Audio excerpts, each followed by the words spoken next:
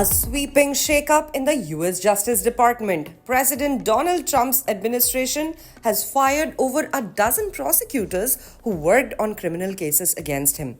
Critics are calling it a direct assault on the rule of law. More than a dozen Justice Department lawyers who played critical roles in cases against Trump were fired on Monday. Acting Attorney General James McHenry said the prosecutors could not be trusted to faithfully implement the president's agenda due to their involvement in prosecuting Trump. The lawyers were part of the team led by former Special Counsel Jack Smith, who investigated Trump's alleged mishandling of classified documents and attempts to overturn his 2020 election loss. Smith, who was appointed in 2022, brought criminal charges against Trump in both cases. Trump pleaded not guilty, but the cases were closed following his re-election in November.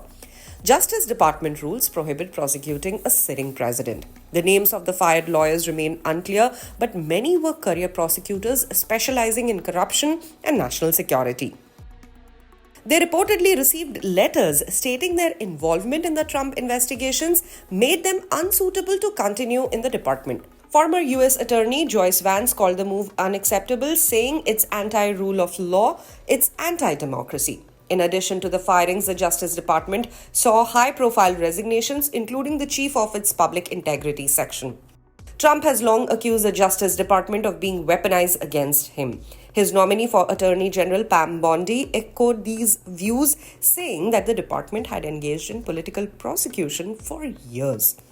Trump had vowed to fire Jack Smith and overhaul the department. On Monday, Smith defended his work, calling Trump's accusations of political bias laughable. In a parallel development, acting U.S. Attorney Edward Martin announced a review of the Capitol riot prosecutions.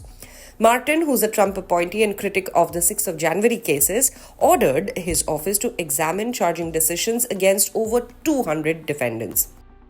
On his first day in office, Trump issued a mass clemency order pardoning more than 1,500 people involved in the Capitol attack and dismissing pending cases. Martin's announcement was first reported by the Wall Street Journal, but his office declined to comment.